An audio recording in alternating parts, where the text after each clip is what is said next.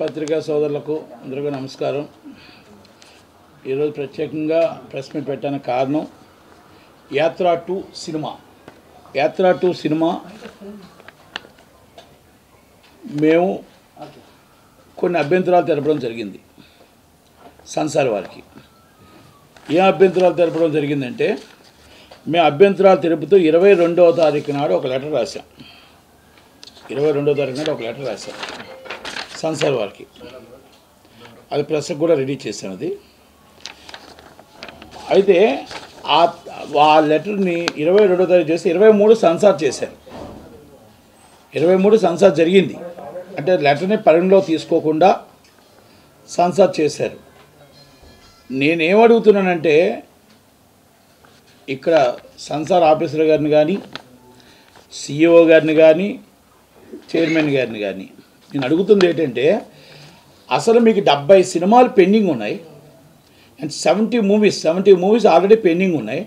2 నెలల నుంచి చిన్న సినిమా నిర్మాతలు మీ వెనకాల తిరిగి కాళ్ళు అరిగిపోయి అప్పుల పాలు అయిపోయి వాళ్ళు అక్కడ సెన్సార్ ఆఫీస్ చుట్టూ పడికాపులు కాసి ఎప్పుడు రిలీజ్ ఎప్పుడు సెన్సార్ అవుద్దా, ఎప్పుడు రిలీజ్ అయితే అప్పులు తీర్చుకుందాం అనే పరిస్థితుల్లో మీరు ఉంటే, అసలు చిన్న సినిమా నిర్మాతను పట్టించుకోకుండా, ఆ 70 సినిమా నిర్మాతని పట్టించుకోకుండా ఆల్ ఆఫ్ ది సడన్ ఒక అప్లికేషన్ ఎప్పుడు వచ్చింది, ఆ అప్లికేషన్ వచ్చిన మరుసటి రోజే సినిమా చూడడం ఏంటి, ఆ సినిమా చూసిన వెంటనే మీరు సెన్సార్ చెప్పేయడం ఏంటి, గైడ్లైన్స్ అని మీరు పెట్టుకున్న గైడ్లైన్స్, సెన్సార్ గైడ్లైన్స్ ఏంటి, ఆ రూల్స్ అండ్ రెగ్యులేషన్స్ ఏంటి. ఎన్నోసార్లు హైకోర్టు వారికి మీరు విన్నపించింది ఉంది, హైకోర్టు వారు మీకు చెప్పినవి ఉన్నాయి, సుప్రీంకోర్టు గైడ్లైన్స్లు ఉన్నాయి, సెన్సార్ గైడ్లైన్స్లు ఉన్నాయి, అండ్ సినిమాటోగ్రఫీ యాక్ట్ ఉంది 1973.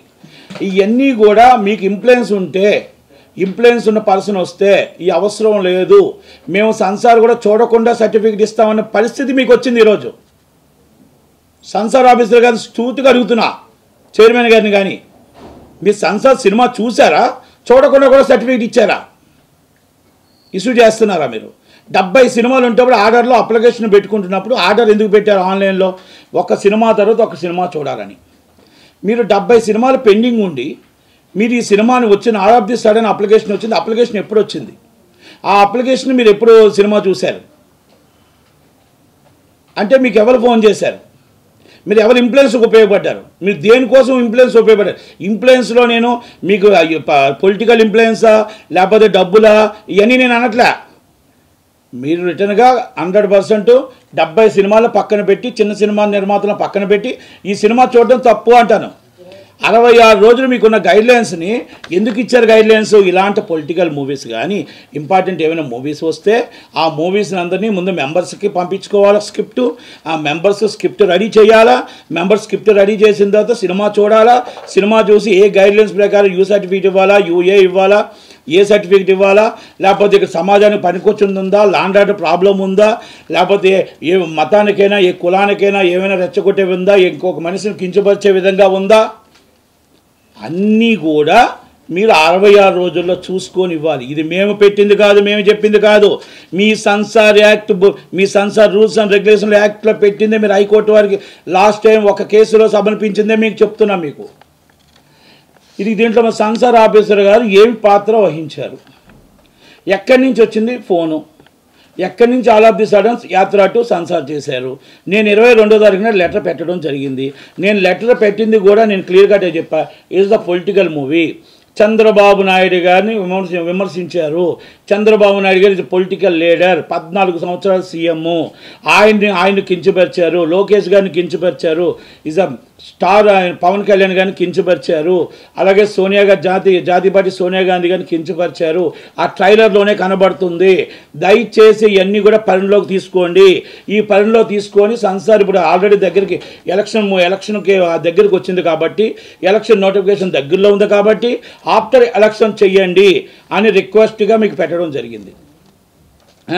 పోనీ అది అవన్నీ మీరు పరిగణలో తీసుకున్నారా లేదా? సెన్సార్ చూసిన తర్వాత ఓకే, మీరు ఏదైనా పరిగణలో తీసుకున్నారు. మీకు సెన్సార్ 70 సినిమాలు ఉంటుండగా ఆ 70 సినిమాలని చిన్న సినిమాలను పెద్ద సినిమాలను ఆ ఆర్డర్లో కాకుండా ఇది all of the sudden cinema చూడటానికి కారణం ఏమిటి? మీకు సెంట్రల్ నుంచి ఫోన్ వచ్చిందా, స్టేట్ నుంచి ఫోన్ వచ్చిందా, లేకపోతే ఇంకేమైనా ఇన్ఫ్లుయెన్స్ వచ్చిందా, ఏమొచ్చింది? నేను సెన్సార్ ఆఫీసర్ గారిని చాలా సూటుగా అడుగుతున్నా, అసలు సెన్సార్ చూసి ఇచ్చారా, చూడకుండా కూడా ఇస్తున్నారా సర్టిఫికెట్? సెన్సార్ అనేది ఇండివిజువల్ బాడీకి కాకపోతే సుప్రీంకోర్టు గైడ్లైన్స్ ఉన్న ఆ గైడ్లైన్స్ ప్రకారం మనం చేయాల్సిన బాధ్యత ఉంది. అవన్నీ కూడా మీరు ఈరోజు పట్టించుకోకుండా చిన్న సినిమాలను ఇబ్బంది పెట్టి ఈరోజు మొత్తం అందరినీ కూడా తొంగలో తొక్కి ఈ సినిమా చేయడానికి కారణాలు 2 ఉంటాయి.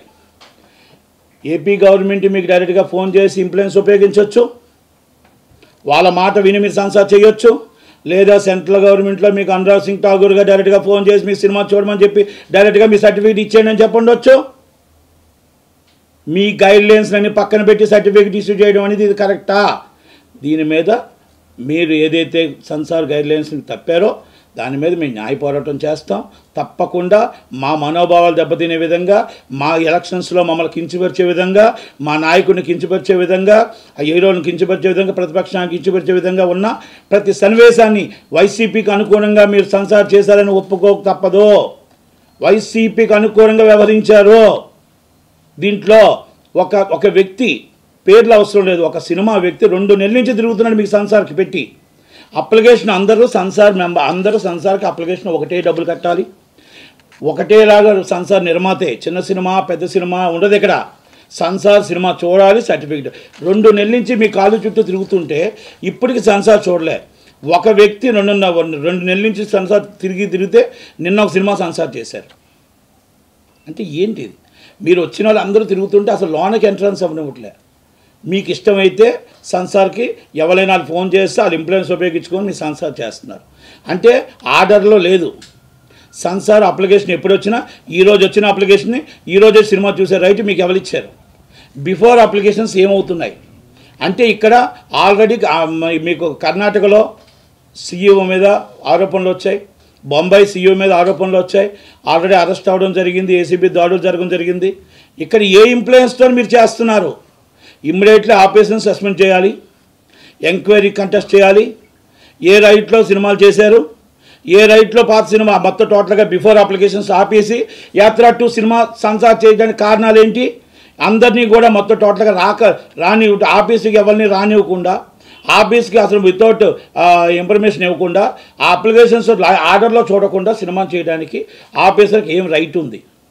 కనుక ఆమె మీద ఇమ్మీడియట్లీ ఎంక్వైరీ కంటెస్ట్ చేసి ఆమెను ఇమ్మీడియట్లీ సస్పెండ్ చేసి ఈ సర్టిఫికేట్ని immediately central board censor chairperson ఆపాలి, చైర్మన్ గారు సెన్సార్ ఆపాలి, ఎట్టి పరిస్థితుల్లో సెన్సార్ ఆపాలి. మేము ఎందుకంటే సెన్సార్ ఆపమని కూడా మళ్ళీ 23 దగ్గరకు లెటర్ రాసాం.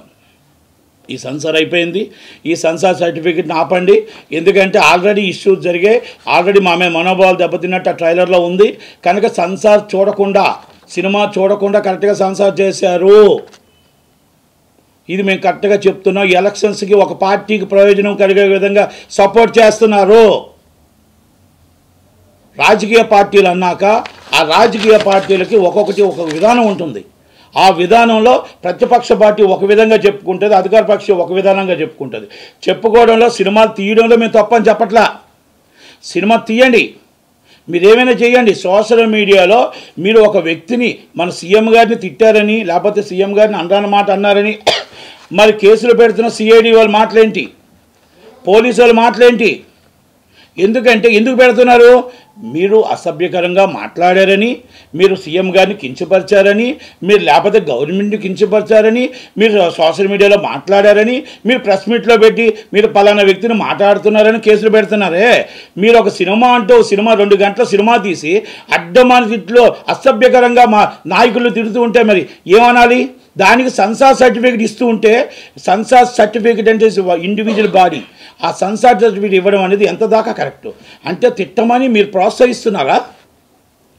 అంటే ఇలాంటి మనుషులు పెట్టి తిట్టమని ప్రోత్సహిస్తూ ప్రతిపక్షాన్ని అనగదొక్కడానికి మీరు సపోర్ట్ చేస్తున్నారా వైసీపీకి అని అడుగుతున్నా. ఈ ఆఫీసర్ని ఇమ్మీడియట్లీ సస్పెండ్ చేయాలి, ఎంక్వైరీ కండక్ట్ చేయాలి, సెన్సార్ సర్టిఫికేట్ ఆపాలి. ఒకవేళ మేము ఆల్రెడీ మండే దాకా చూస్తాం, మండే దాకా కాకపోతే న్యాయ పోరాటం చేయడానికి మేము సిద్ధంగానే ఉన్నాం, న్యాయ పోరాటం చేస్తాం. ఎందుకంటే ప్రతిపక్షాన్ని అనగదొక్కే ఏ పనైనా సరే న్యాయాన్ని ఆశ్రయిస్తాం. చట్టం ఏం చెప్తే, చట్టం న్యాయం ఏం చెప్తే అది వింటానికి మేము సిద్ధంగానే ఉన్నాం. కాకపోతే ఏంటంటే యాత్ర 2లో మేము క్లియర్ కట్గా చెప్పాం, మీరు వితౌట్ ఇంటిమేషన్ డేట్ 8వ తారీఖు ఎలాగేశారు, వితౌట్ పర్మిషన్ మీరు ఎలాగిచ్చారు? పర్మిషన్ ఎలాగిచ్చారు? 8వ తారీఖున సోషల్ మీడియాలో చక్కర్లు కొడుతుంది. ఇవన్నీ కూడా సంసార ఆఫీసర్ ప్రోద్బలంతోనే, సంసార ఆఫీసర్ ఆదేశాలతోనే, ఆమె ఇంప్లుయెన్స్తోనే జరిగింది. ఇది వాస్తవం. ఇవన్నీ కూడా నేను ఒక్కటే చెప్తున్నా. నేను మాట్లాడిన తప్పైతే నా మీద పర్మిషన్ వేసుకోమనండి. నేను రెడీగా ఉన్నాను మొత్తం విత్ ప్రూఫ్స్తో సైతం. ఆమె ఆర్డర్లో ఎన్ని సినిమాలు ఉన్నాయి, ఆర్డర్లో ఎప్పుడెప్పుడు అప్లికేషన్స్ ఫిలప్ అయ్యాయి, ఎప్పుడెప్పుడు సినిమా చూశారు, ఎప్పుడెప్పుడు పిలిస్తే సినిమాలు చూస్తున్నారు, సంసార్లు మొత్తం టోటల్గా నెలకు ఎన్ని రోజులు ఆమె సినిమా చూస్తుంది, ఎన్ని రోజులు సెలవు పెట్టింది, ఎన్ని రోజులు బయటికి మా మొత్తం టోటల్గా సినిమాలు చూడట్లేదు, చిన్న సినిమాలు ఒక్క సినిమా చూడలేదు. ఇది ఆల్రెడీ ఛాంబర్కి సో మెనీ కంప్లైంట్స్ వస్తున్నాయి, కౌన్సిల్కి వస్తున్నాయి. ఆల్రెడీ నేను జాయింట్ సెక్రటరీ కౌన్సిల్, ఇలాంటి కంప్లైంట్లు ఎన్నో ఉన్నాయి. కనుక ఆమె ఆ యాక్షన్ అనేది మొత్తం టోటల్గా ఆమె మీద యాక్షన్ తీసుకోవాల్సిన బాధ్యత చైర్మన్ మీద ఉంది. చైర్మన్ గారికి పంపించాం. చైర్మన్ గారు ఏం చేస్తారో చూస్తాం. మండే దాకా చూసి మండే దాకా మేము హైకోర్టును ఆశ్రయిస్తాం. ఇప్పుడు అయిపోయా ఏపీ పాలిటిక్స్లో జగన్మోహన్ రెడ్డి గారు మొత్తం టోటల్గా పాలిటిక్స్లో జగన్మోహన్ రెడ్డి గారు సినిమాల మీద, కొంతమంది పెయిడ్ ఆర్టిస్టుల మీద ఆధారపడి ఉన్నారు. ఎస్, సినిమాలు వస్తే సినిమాలని జనాల్ని ఆకర్షిస్తాయి.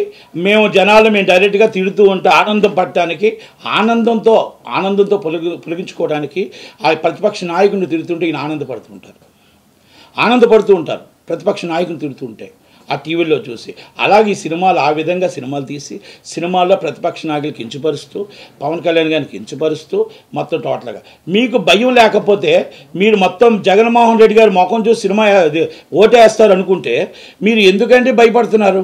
మీరు పవన్ కళ్యాణ్ గారు చంద్రబాబు గారు కలిస్తే భయపడతారు? వాళ్ళిద్దరూ కలిసి 175 నుంచి ఉంటారంటే కలబడతారు. మేము ఒంటరిగా ఉంటాం. మీరు ఒంటరిగానే వస్తారు, మీ వెనకాల ఎవరు రారు. మీకు ఎవరు నాట్ సపోర్టెడ్. మీరు తీసుకుంటానన్న రారు. మీకు సపోర్ట్ చేసిన బీజేపీ మీతో కలుస్తుందా చెప్పమానండి. మేము కలం కాదు, మీతో ఎవరు కలరు సార్? జగన్మోహన్ రెడ్డి గారు మీతో ఎవరు కలరు? చంద్రబాబు నాయుడు గారు కానీ, పవన్ కళ్యాణ్ గారు కానీ, అది కాంగ్రెస్ పార్టీ అవ్వచ్చు, సిపిఎం అవ్వచ్చు, సిపిఐ అవ్వచ్చు, ఏదైనా ఇండివిజువల్ పార్టీస్ని అన్నిటిని ఓట్లు చేల్చకుండా ఈ అరాచక పాలని తిప్పుకొట్టడానికి, ప్రజలకు మంచి చేయడానికి చంద్రబాబు నాయుడు గారు ఏ పార్టీతో ఎప్పుడైనా పొత్తు పెట్టుకొని ఆ ఓట్లు చెల్లకుండా చేయడానికి చంద్రబాబు నాయుడు గారు మొత్తం నాయకత్వం వహిస్తున్నారు. నాయకత్వం వహిస్తూ ప్రతి ఒక్కరికి కూడా సీట్లు ఇవ్వాలి, ఓట్లు రావాలి, అందరికీ కూడా ఈ అరాచక పాలన మీద వివరిస్తూ చేస్తున్నారే తప్ప ఏదో మొత్తం టోటల్గా అందరూ కలిసిపోయి మాకేమో చంద్రబాబు నాయుడు గారికి సీట్లు కార్యకర్తలు నాయకులు లేకపోతే ఆయన 170 నియోజకవర్గాలు లేక కాదు. ఇక్కడ ఏంటంటే పవన్ కళ్యాణ్ గారికి పాత్ర ఉంది, పవన్ కళ్యాణ్ గారికి జనం ఉన్నారు, పవన్ కళ్యాణ్ గారికి ఆదరణ ఉంది. అలాగే అందరినీ కలుపుకొని ఇక్కడ మీది ఓట్లు చీల్చేసి మీరు సింగిల్గా గెలుద్దాం అని అనుకున్న మీ దాన్ని జనాలు తిరస్కరించారు. కాబట్టి చంద్రబాబు నాయుడు ఆలోచన జనాల్లోకి వెళ్తుంది. మీరు నిన్న ఒకటి ఒప్పుకున్నారు, వాటమిని ఒప్పుకున్నారు ఫస్ట్ టైం.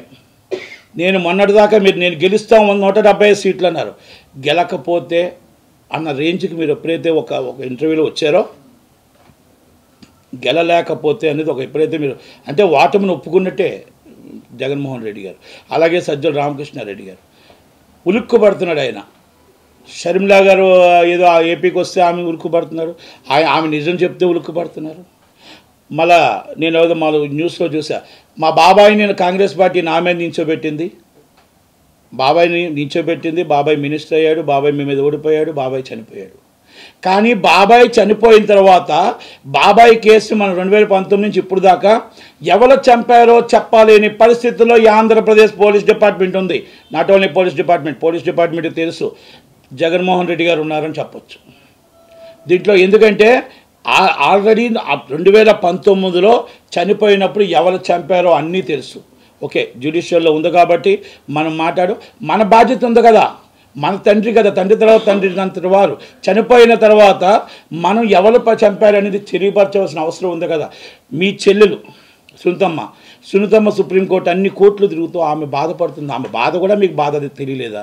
మీరు తల్లిని కూడా మీరు పట్టించుకోకుండా వదిలేశారే. మీరు రోజు మీ చెల్లె షర్మిలమ్మే మీకోసం మీరు వదిలిన బాణమే ఈరోజు మీకోసం నిజాలు చెప్తుంది. నిజాలు చెప్తుంటే పట్టించుకోలేక ఎవరెవరి మీద సోషల్ మీడియాలో ఇష్టం వచ్చినట్టు తిట్టేస్తున్నారే. మీ సొంత చెల్లెలే, మీ తోడబుట్టి చెల్లెలే కదా. నిజం మాట్లాడుతున్న ఇష్యూస్ అండ్ పొలిటికల్ ఇష్యూస్, పొలిటికల్గా మాట్లాడండి అంతే తప్ప ఎవరెవరో ఏదో మాట్లాడుతుంటే రేపు మీ చెల్లెలు కాకపోద్దా, మీరు అన్నీ కాకపోతారా? ఈజ్ ద పొలిటికల్గా ఆమె కాంగ్రెస్ పార్టీలో ఉంది, మీరు వైసీపీలో ఉన్నారు కనుక ఆడవాళ్ళకి మీరు ఎంత గౌరవం ఇస్తారో మీ చెల్లెలకి ఇచ్చిన గౌరవమే అర్థమవుతుంది, మీ తల్లిగారికి ఇచ్చిన గౌరవమే అర్థమవుతుంది, మీ చెల్లెల తర్వాత చెల్లెలు సునీతమ్మకి ఇచ్చిన గౌరవమే అర్థమవుతుంది. జగన్మోహన్ రెడ్డి గారు ఈరోజు రాష్ట్రంలో జగన్మోహన్ రెడ్డి గారిని చూసి ఓటేశారని 2019లో చెప్పారు. ఎస్, జగన్మోహన్ రెడ్డి గారిని చూసి ఓటేయండి, నన్ను చూసి ఓటేయండి అనేటప్పుడు మీరు సీట్లు మార్పులు ఎందుకు, ఓట్ల మార్పులు ఎందుకు, ఇవన్నీ ఎందుకు మీకు మార్పులు? ఒక్క సీటు ఎటు నుంచి ఎటు మారుస్తున్నారో అంటే దాన్ని బట్టి మీకు అర్థమైంది. మిమ్మల్ని చూసి ఓటేయరు, అక్కడ క్యాండిడేట్ని చూసి ఓటేస్తారు. అంటే మీరు దాన్ని ఒప్పుకున్నారు, దాన్ని కూడా మీరు ఒప్పేసుకున్నారు. క్యాండిడేట్ని చూసి ఓటేస్తారు, నన్ను చూసి ఓటు పడదు అని డిసైడ్ అయిపోయారు మీరు. అదే మీకు ధైర్యం ఉండుంటే 170 సీట్లు మీరు గెలుస్తాను అనుకుంటే 175 మంది ఎవరిని నించోబెట్టినా గెలుస్తామని 2019 లాగా మీకు ఊహించుకొని ఉంటే ఈరోజు మీరు సీట్లు మార్చరు, ఎంపీ సీట్లు మార్చరు, ఎమ్మెల్యే సీట్లు మార్చరు. అసలు ఏ సీటు ఎక్కడుందో ఎలా ఉందో కూడా తెలియని పరిస్థితిలో జగన్మోహన్ రెడ్డి గారి పార్టీ, వైసీపీ పార్టీ ఉంది. ప్రతిపక్షంలో ఎలక్షన్ నోటిఫికేషన్ దగ్గరికి వస్తుంది. నోటిఫికేషన్లో చంద్రబాబు నాయుడు గారు, పవన్ కళ్యాణ్ గారు ఒక పక్క ఉన్నారు, జగన్మోహన్ రెడ్డి గారు ఒక పక్క ఉన్నారు, షర్మిలా గారు ఇంకో పక్క ఉన్నారు. షర్మిలా గారు జాతీయ పార్టీలు ఉన్నారు. ఏది డిఫరెన్స్ అయినా ఈరోజు ఒకటి మాత్రం చెప్తున్నాం, మ్యాక్సిమం సీట్స్ అండ్ డిపాజిట్లు కోల్పోబోతుంది మొత్తం టోటల్గా వైసీపీ పార్టీ. చంద్రబాబు నాయుడు గారు అతి త్వరలో పవన్ కళ్యాణ్ గారు గవర్నమెంట్ ఫామ్ చేయబోతున్నారు. ఫామ్ చేసిన విషయంలో ఎట్టి బస్సులో డౌట్ లేదు, ప్రజలు డిసైడ్ అయ్యారు. ప్రజలు చంద్రబాబు రావాలి అని. ఈరోజు నేను ఒకటి అడుగుతున్నా, ప్రజలు చంద్రబాబు రావాలని ఎందుకు అనుకుంటున్నారంటే 2014 తర్వాత 2019 తప్పు చేశాము. ఎస్, ఈరోజు అమరావతి 35,000 ఎకరాలు మేము ఇచ్చి ఆ 35,000 ఎకరాల్లో మేము చంద్రబాబు గారిని నమ్మి మేము 35,000 ఎకరాలు ఇస్తే మా దాంట్లో రోడ్లు వేశారు, మా దాంట్లో బిల్డింగ్లు కట్టారు, మా దాంట్లో సెక్రటరీ కట్టారు, మా దాంట్లో అసెంబ్లీ కట్టారు, మా దాంట్లో వచ్చి అదే రోడ్డు మీద మా రోడ్డు మీద మా మీద నుంచి వెళ్తున్నట్టు బాధ అనిపిస్తుంది. ఈరోజు మమ్మల్ని నడి రోడ్డు మీద నించోబెట్టి 4.5 సంవత్సరాలు ఆ టెంట్లో నేను కూర్చొని మేము బాధపడుతూ ఉంటే మా బాధని చిరునవ్వుతో నవ్వుకుంటూ వెళ్ళిపోతున్నారే, ఇదా మీకు న్యాయం అని ఆ బాధపడుతూ ఉన్నారు ప్రతి ఆడబిడ్డ, ప్రతి తల్లి. పెళ్ళిళ్ళు చేయలేక, ఉద్యోగాలు లేక, చదువులు చదివించుకోలేక వాళ్ళు ఇచ్చిన తప్పు. మేము ఇచ్చిన ల్యాండ్ ఇది గవర్నమెంట్ ల్యాండ్ కాదు, ఇది మేము గవర్నమెంట్కి ఇచ్చాం. మాకు చంద్రబాబు నాయుడు గారు సపోర్ట్ చేసిన కక్షతో, ఒక ఆధైర్యంతో మమ్మల్ని నిలబెట్టి ఈరోజు హైకోర్టు కట్టినా, ఇంకోటి కోర్టు కట్టినా, అక్కడ ఏ కట్టినా అమరావతి అనేది డెవలప్ అవ్వాలి. చంద్రబాబు నాయుడు గారు హైటెక్ సిటీ లాగా హైదరాబాద్ ఎలా డెవలప్ అయిందో అంతకన్నా బాగా చేస్తారు, మా పిల్లల భవిష్యత్తు బాగుంటుందని మేము ఇచ్చాము. ఇచ్చిన దాన్ని ఈరోజు 4.5 సంవత్సరాలు నట్టి ఎండలో రోడ్డు మీద నిల్చోబెట్టారే, మమ్మల్ని ఆ టెంట కింద కూర్చోబెట్టారే. రోజుకి మీరు మా ముందే వెళ్తున్నారు, మా ముందే వస్తున్నారు. ఈ రోడ్లు మావి, ఆ సీట్లు మావి, మీరు కూర్చున్న అసెంబ్లీ మా స్థలం, మీ సెక్రటరీ మా స్థలం. కానీ అది కొంత కూడా మీకు చినుకుమనుకు బాధ అనిపించట్లేదు. మినిస్టర్లకి, చీఫ్ మినిస్టర్ గారికి, అందరికీ మా దాంట్లో మీద వెళ్తూ మాకు అక్కడ అమరావతి కాకుండా ఎలా కట్టిన బిల్డింగ్లు అన్నీ కూడా ఇది ప్రజల సొమ్ముని నాశనం అయిపోయింది, మా స్థలం రోడ్డు సర్వనాశనం అయిపోయి మేము రోడ్డు మీద పడ్డామని ఒక బాధ కూడా లేకుండా పోయింది జగన్మోహన్ రెడ్డి గారని ప్రతి ఒక్క ఆడబిడ్డ, ప్రతి ఒక్కరు బాధపడుతూ ఉంటే ఆ బాధ నేను వెళ్ళి చూసిన తర్వాత నిజంగా అనిపించింది. పొరపాటును కూడా పరాయుడు కూడా వద్దు, మన స్థలాన్ని మనం గవర్నమెంట్కి ఇచ్చి మన పిల్లలు మనం తీసుకురావడానికి, మన పిల్లలు ఉద్యోగాలు లేక, మన పిల్లలు చదువులు లేక, మన ఆడపిల్లలు పెళ్ళిళ్ళు చేసుకోలేక ఈ రోడ్డు మీద నించున్నారే పాపము, ఏంటి ఈ బాధ అని అనిపించింది. ఇంకొక పొరపాటును కూడా ఎప్పుడు కూడా గవర్నమెంట్కి ఎప్పుడు సైట్లు ఇవ్వకూడదు అని. ఎందుకంటే చంద్రబాబు గారిని నమ్మిచ్చారు. చంద్రబాబు గారు ఈసారి అందుకే రావాలి, అమరావతి కట్టాలి, తెలంగాణ కంటే రాజధాని బాగుండాలి, అలాగే విశాఖపట్నం క్యాపిటల్ అవ్వాలి. ఇక్కడే జీతాలు ఇచ్చలేని పరిస్థితుల్లో ఉంటే, జీతాలు ఇవ్వలేని పరిస్థితుల్లో ఉంటే 500 రూపాయల బిల్డింగ్ ఒక కొండ మీద కట్టారు. ఆ కొండ ఎదురుగుంటే ఇంకో కొండ ఉంది, అదే రామానాయుడు స్టూడియో. దాన్ని ఆఫీస్ కిందకి పెట్టారు, అదే సుప్రీంకోర్టు స్టే ఇచ్చింది, జ్యుడిషియల్లో ఉంది. అంటే నేను ఒకటే చెప్తున్నా, మీరు కట్టుకోవడానికి, దోచుకోవడానికి తప్ప ప్రజలకు ఏమైనా ఉపయోగపడిందా? మీరు మాట్లాడితే టింగ్ వేస్తాను అంటున్నారు. మీరు వేసిన టింగ్లో కరెంటు బిల్లు ఒకప్పుడు 126 రూపాయలు వస్తే దాంట్లో 50% బొగ్గి వడ్డీ అంట, సదర్ ఛార్జెస్ అంట, అదర్ ఛార్జెస్ అంట, ఇవన్నీ కలిపి 226 రూపాయలు వస్తుంది. అంటే 100 రూపాయలు ఎక్స్ట్రా. 10,000 బిల్లు అయితే 20,000 బిల్లు వస్తుంది, 1000 అయితే 2,000 బిల్లు వస్తుంది. అది కూడా నేను కోర్టులో వేసాను, ఈజ్ పెండింగ్ ఆఫ్ హైకోర్టు. అది మొత్తం టోటల్గా దాని మీద కూడా కోర్టుకి వేసాను. అంటే కోర్టు వారు వాళ్ళ కౌంటర్ ఏమన్నారు, అసలు ఏంటి బొగ్గు ఛార్జెస్ ఏంటి, సదర్ ఛార్జెస్ ఏంటి, ఎక్స్ట్రా ఛార్జెస్ ఏంటని. ఒక బిల్లు ఒక వ్యక్తికి 34,000 వచ్చింది, 16,000 ఛార్జెస్ ఉన్నాయి అదర్ ఛార్జెస్. ఇవన్నీ పక్కన పెట్టండి, బిల్లులన్నీ వస్తున్నాయి. మన ఇంట్లో కరెంట్ లేదు, కరెంట్ లేకుండానే మన బిల్లు వస్తాయి. రోజుకు 6 గంటల కరెంట్ నడడం కష్టం. ఆంధ్రప్రదేశ్ చేతికి ఇచ్చేటప్పుడు 2014లో మిగులు బడ్జెట్తో మిగులు కరెంటుతో మనకు చేతికి ఇచ్చి ఇక్కడ కరెంట్ లేని పరిస్థితులు, అక్కడ కరెంట్ ఉండే పరిస్థితులు తీసుకొస్తే ఈరోజు ప్రజలకు కరెంటు లేని పరిస్థితి తీసుకొచ్చింది మీరు కాదా? ఈరోజు సాగునీరు రైతు బంధుకి మీటర్ వేయాలంటే మీటర్కి లంచం అడుగుతుంది మీరు కాదా? ప్రతి దిక్కున సచివాలయం వాలంటీర్స్ కానీ ఎవ్వరు అవనియండి, అక్కడ లంచం లేనిదే పని జరగట్లేదు. ఇవన్నీ నిజాలు చెప్తున్నా. నా మీద మీరు కేసు పెడతానంటే ఐఎమ్ రెడీ, నేను ప్రూవ్ చేయడానికి రెడీ, నేను కోర్టుకు వెళ్ళడానికి రెడీ, నేను జైలుకి వెళ్ళడానికి రెడీ. నేను ఎంతమందిని మీరు జైల్లో పెట్టినా 3 నెలలు మాత్రమే, 4వ నెలకు చంద్రబాబు నాయుడు గవర్నమెంట్ వస్తుంది, నిజాలేంటో ఉంటుంది, న్యాయం తెలుస్తుంది, న్యాయ పోరాటం చేస్తామే తప్ప మీకు భయపడి దాక్కొని మీకు భయపడి దూరంగా ఉండడం అది జరగని పని. ఎందుకంటే జగన్మోహన్ రెడ్డి గారికి అడుగుతున్నాం, ఇవన్నిటిలో మీరు అడుగుతున్న ప్రశ్నలకు ఒక్కదానికి మీరు రాజధాని ఎక్కడ కట్టారు, మీరు కట్టుతున్న ఇల్లు ఆల్రెడీ కొండ మీద ఉన్న ఇల్లు ఎందుకు కట్టారు, ఎప్పుడు దిగుతున్నారు, నోటిఫికేషన్ ఇంకా నెలలోనే వస్తున్న సమయంలో ఇదంతా ప్రజల సొమ్ము మొత్తం టోటల్గా నాశనం అయిపోవడం కాదా? మీరు తిరుగుతున్న ఫ్లైట్లు ఏంటి, మీరు తిరుగుతున్న లగ్జరీ కార్లు ఏంటి, సామాన్య ప్రజలకు రోడ్లు లేవు, మీరు మాత్రం ఫ్లైట్ పైనుంచి వెళ్తున్నారు, హెలికాప్టర్ పైనుంచి వస్తున్నారు. మీ కింద నుంచి వెళ్తున్న వాళ్ళందరూ మా బళ్ళు సెట్లోకి వెళ్ళిపోతున్నాయి. మా రోడ్లు ఏమయ్యాయి, మా పంచాయతీ పనులు ఏమయ్యాయి, మొత్తం టోటల్గా ఇసుక డబ్బులు ఏమయ్యాయి. ప్రతి ఒక్కరు 5 సంవత్సరాల క్రితం వచ్చిన ఎమ్మెల్యే 200 కోట్లు సంపాదించాడు, సర్పంచ్ 200 కోట్లు సంపాదించారు, ఎంపీలు ఎమ్మెల్యేలు ధైర్యం ఉందా? ఎంత సంపాదించారో మీకు ఉందా? లెక్కలు ఉన్నాయా? డిబేట్కి వస్తారా? ఏ ఎంపీ అయినా ఎమ్మెల్యే అయినా ఎక్కడెక్కడి నుంచి అప్పుడు ఎంత ఉంది ఇప్పుడు ఎంత ఉందో తీద్దాం రండి. ఇది జగన్మోహన్ రెడ్డి గారికి అన్నీ తెలుసు, అన్ని విషయాలు తెలుసు, కానీ ఎవరి మీద యాక్షన్ తీసుకునే పరిస్థితుల్లో ఆయన లేరు. 2024 ఆయన పార్టీ రావాలి, పార్టీలో ఎట్టి పరిస్థితుల్లో పార్టీ గెలవాలి, ఎన్ని వందల కోట్లు ఖర్చు పెట్టిన పార్టీ గెలవాలి అని ఉత్తరాంధ్ర విశాఖపట్నం విజయనగరం జిల్లా బొత్స సత్యనారాయణ గారికి ఇచ్చారు. ఒకళ్ళు ఇక్కడ ఎంపీ, మీ ఫ్యామిలీలో ఒకళ్ళు అక్కడ ఎంపీ, మొత్తం ఎమ్మెల్యేలు మీరే, మొత్తం డబ్బులు మీరే పెట్టండి, విశాఖపట్నం గెలవండి. గతంలో ఇప్పుడు ఎంవీవీ సత్యనారాయణ గారికి మున్సిపల్ మినిస్టర్గా ఉండేటప్పుడు అక్కడ చర్చ్ ల్యాండ్ ఆల్రెడీ 2,000 కోట్ల ప్రాజెక్టు ఆయనే పర్మిషన్ ఇచ్చారు, ఆయన ఆయంలోనే. కనుక మీరు ఏమైనా చేసుకోండి, విశాఖపట్నంలో మీరు ఏం చేసుకోండి, వక్బోర్డ్ ల్యాండ్లు ఏమైనా చేసుకోండి, చర్చ్ ల్యాండ్లు ఏమైనా చేసుకోండి, దేవాదాయ భూములు ఏమైనా చేసుకోండి, అక్కడ గెలవాలి. ఇది మీకు వదిలేసా, ఆ డబ్బు మీరే ఖర్చు పెట్టుకోండి.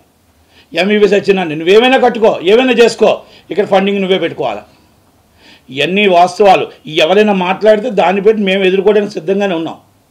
ఇవన్నీ జనసేన పవన్ కళ్యాణ్ గారు మాట్లాడితే పవన్ కళ్యాణ్ గారి స్థాయి లేదు, కానీ ఆయన మాట్లాడతారు ఎంవీవీ సత్యనారాయణ. నా స్థాయి నీకు లేదు, ఆయన స్థాయి నువ్వెక్కడా, పవన్ కళ్యాణ్ గారి స్థాయి నువ్వెక్కడా.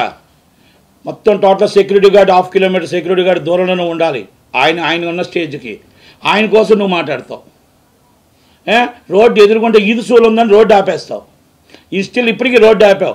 ఈ ఆఫీసర్లు అందరూ ఏం చేస్తున్నారు, పార్టీ ఎటు ఉంటే అటు పార్టీ సపోర్ట్ చేయాలి. ఏమంటే జగన్మోహన్ రెడ్డి గారు సపోర్టు, విజయసాయి రెడ్డి గారు, వైవి సుబ్బారెడ్డి గారు, ఆ రెడ్డి వెళ్ళారు, ఈ రెడ్డి వచ్చారు, ఈ రెడ్డి వెళ్ళారు, ఆ రెడ్డి వచ్చారు.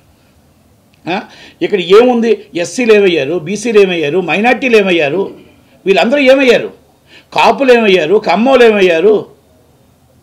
మీరు ఏ పోస్టులో చూడండి, రెడ్డి వాసుదేవరెడ్డి గారు, మీరు ఆల్రెడీ సజ్జల రామకృష్ణారెడ్డి గారు, పొన్నవ సుధాకర్ రెడ్డి గారు, వైవి సుబ్బారెడ్డి గారు, విజయసాయి రెడ్డి గారు, ఇంకా మనం రాజేందర్ రెడ్డి గారు, ఇంకెన్నో రెడ్లే ఉన్నాయి తప్ప ఒక్క ఎస్సీ ఎస్టీ బీసీ మైనార్టీలకు ఒక్కరికైనా సరైన స్థానంలో పోస్ట్ ఉందా అని అడుగుతున్నా.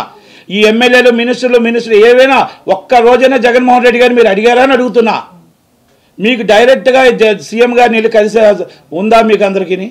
మరి వెళ్ళగలరా డైరెక్ట్గా? మొన్నటిదాకా నేను ఎవరిని కలను ముళ్ళు కంచెలు వేసుకున్న వ్యక్తి ఫామ్ హౌస్కి వెళ్ళారు, ఫామ్ హౌస్తో అక్కడితోనే అయిపోయింది. జనాలు ఆల్రెడీ గుడ్ బై చెప్పారు. ఆ సమయం దగ్గరే పడుతుంది, అది తొందరలోనే వస్తుంది. కనుక నేను ఒక్కటే అన్ని విషయాల్లో కూడా ఒకటే చెప్తున్నా, ప్రజలు నిర్ణయితులు, ప్రజలు ఆలోచన పరులు ప్రజలు. నిజంగా మీకు కరెంట్ వస్తుందా 24 గంటలు? మీరు ఓటేయండి వైసీపీకి. నిజంగా మీకు అన్నీ కూడా మొత్తం టోటల్గా అన్ని సౌకర్యాలు బాగున్నాయా? మీ రోడ్లు బాగున్నాయా? మీ ఎమ్మెల్యేలు బాగా పనిచేస్తున్నారా? మీ ఎంపీలు బాగా పనిచేస్తున్నారా? జగన్మోహన్ రెడ్డి గారు బాగా పనిచేస్తున్నారా? అన్నీ మీకు బాగుంటే మీరు ఓటేయండి.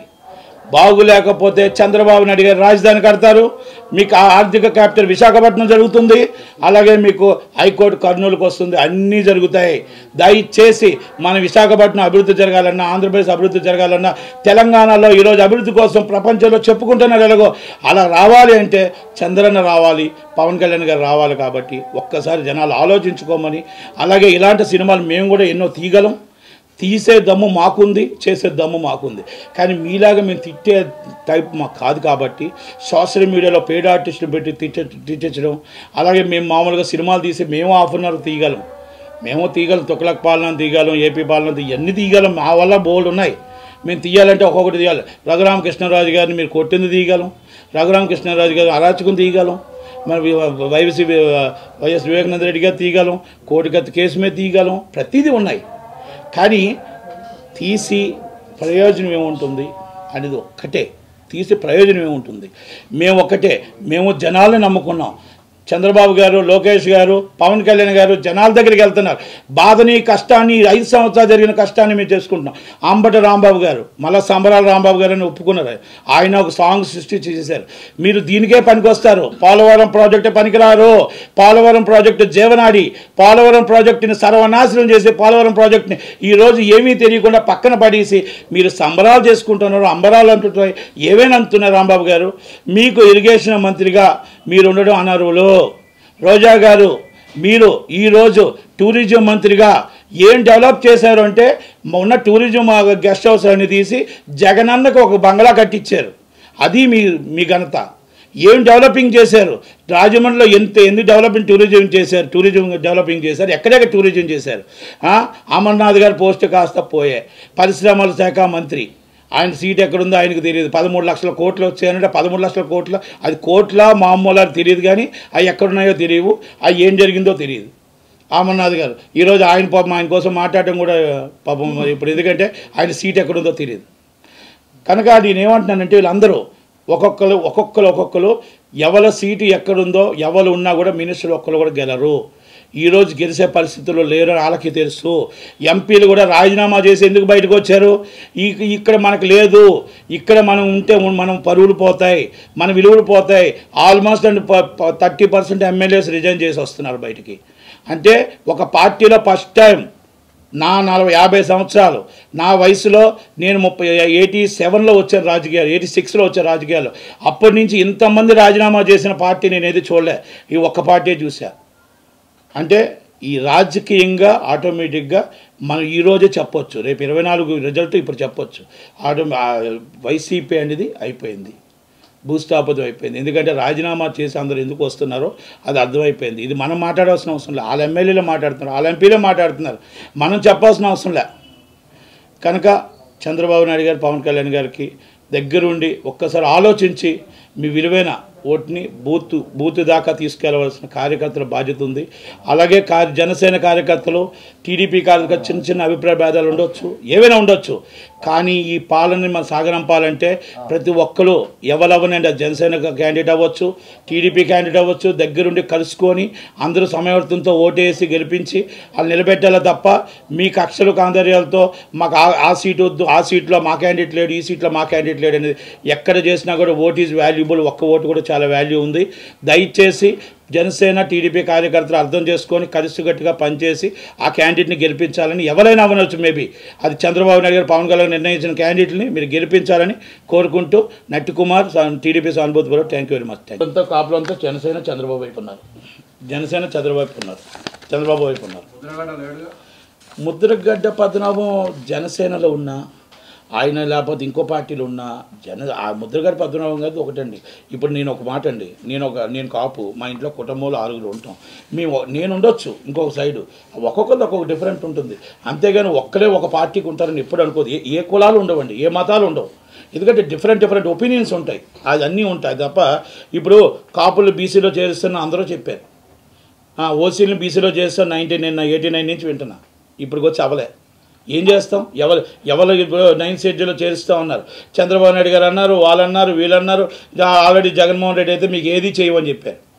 కాపులను వాడుకున్నారు. ఏం చేస్తాం? ఎవరిని కూడా ఇప్పుడు మన టైం వచ్చినప్పుడు ఆ బీసీలు అవుతాయి. ఇంకా అంతకన్నా మనం ఇప్పుడు బీసీలు అవ్వాలి అని అంటే కూడా రాత్రి బీసీలు అవ్వవు.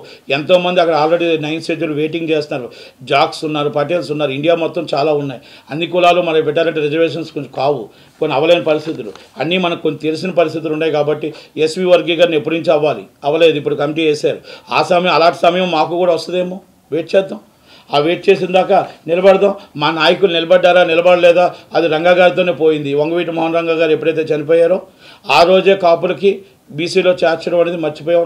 ముద్రగడ పద్మనాభంతో వస్తుంది అనుకున్నాం, కానీ ఆయన కొంచెం ఆయన్ని నేను ఏం మాట్లాడడం, ఎందుకంటే ఆయన కాపు నాయకుడు. దాన్ని మేము అవునన్నా కాదన్నా ఒప్పుకోవాల్సింది తప్పదు. అందుకే ఆయన నాయకత్వంలో మేము పనిచేసాం కూడా. కనుక బీసీలకు వచ్చిన దాకా వెయిటింగ్ చేయాలి. అందరూ కాపులు అందరూ ఎవరో సపోర్ట్ చేయాలంటే ఎవరి ఇష్టం వాళ్ళకి సపోర్ట్ చేస్తారు. ఎవరికి నాయకత్వం న్యాయం జరుగుతుందనేది సపోర్ట్ చేయాలి.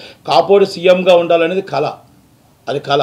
అది ఇప్పుడు కాకపోతే ఎప్పటికైనా అవుతుంది అనేది నమ్మకం ఉంది. కాపోడు సీఎంగా రావాలనేది మాకు కళే, మాకేది ఎందుకు లేదు, ఉంది. కాకపోతే అది ఎప్పటికైనా వస్తుంది. ఈసారి చంద్రబాబు నాయుడు గారు సీనియర్ వ్యక్తి, ఎందుకంటే రాజధాని ఇవన్నీ ఉన్నాయి కాబట్టి పవన్ కళ్యాణ్ గారు కూడా అన్నీ కూడా ముందు ఎలక్షన్ గెలిచిన తర్వాత ఎవరు ఏంటనేది నిర్ణయిస్తారు. కనుక చంద్రబాబు నాయుడు గారు సీఎం, భావితరాల నాయకుడు లోకేష్ గారే, దాంట్లో నో డౌట్. షర్మిల గారి పార్టీ జాతీయ పార్టీ, కాంగ్రెస్ పార్టీ. మేము మాట్లాడుతుంది టీడీపీ చంద్రబాబు నాయుడు గారి కోసం, టీడీపీ జాతీయ ఉపాధ్యక్షుడు లోకేష్ గారి కోసం, అలాగే జనసేన పవన్ కళ్యాణ్ గారి కోసం. షర్మిల గారితో మాకేం సంబంధం ఉంటుంది చెప్పండి? ఆమె ఓట్ల శాతం ఆమె ఒక్కటి వినండి, మొత్తం కాంగ్రెస్ ఓట్ బ్యాంక్ అంతా వైసీపీకి వెళ్ళింది. వైసీపీకి వెళ్ళిన ఓట్ బ్యాంక్ అంతా వైసీపీ గవర్నమెంట్ ఫామ్ చేసింది. అది ఆ రోజు రెండు రాష్ట్రాలు విభజించడం వల్ల అవ్వచ్చు, లేకపోతే వైసీపీ మన వైఎస్ఆర్ కాంగ్రెస్ పార్టీ పెట్టడం అవ్వచ్చు, అన్నీ వెళ్ళాయి. ఇప్పుడు మళ్ళా పూర్వవైభవం రావడానికి రాహుల్ గాంధీ గారు ఏదో ప్రయత్నం చేస్తున్నారు. దాంట్లోనే రాజశేఖర్ గారి బిడ్డలు ఇద్దరు, ఒకటి రాజన్న బిడ్డలు ఇద్దరు, ఒకటి జగన్మోహన్ రెడ్డి గారు ఒక పార్టీలో ఉంటే ఆమె వచ్చి సేమ్ కాంగ్రెస్ పార్టీలో ఉండి మళ్ళీ లాగుతుంది. కనుక కంపల్సరీ కొన్ని సీట్లు రావడానికి అవకాశాలు ఉన్నాయి. ఓట్ల శాతం వైసీపీ నుంచి మొత్తం టోటల్గా మ్యాక్సిమం ఓట్ల శాతం కూడా రావడానికి అవకాశాలు ఉన్నాయి. ఎందుకంటే ఏ శాతం అయితే కాంగ్రెస్ శాతం అటు వెళ్ళిందో వైసీపీ నుంచి మళ్ళీ కాంగ్రెస్కి వస్తుంది. టీడీపీకి జనసేనకి ఏముండదు. జనసేనకి టీడీపీకి వాళ్ళ ఓట్ బ్యాంక్ వాళ్ళకు ఉంటుంది అంతే తప్ప వీళ్ళకేం ఓట్ బ్యాంకు, వీళ్ళ దాంట్లోంచి ఓట్ బ్యాంక్ ఏమవుతుంది, వైసీపీ నుంచి ఓట్ బ్యాంక్ ఆమెకు శర్మలంకి వస్తుంది. కరెక్ట్ కాదండి అది పార్టీ గెలిచిన తర్వాత నిర్ణయం అనేది పార్టీ అధినాయకులు నిర్ణయం తీసుకుంటారు. మనం ఎలా చెప్పగలుగుతామండి?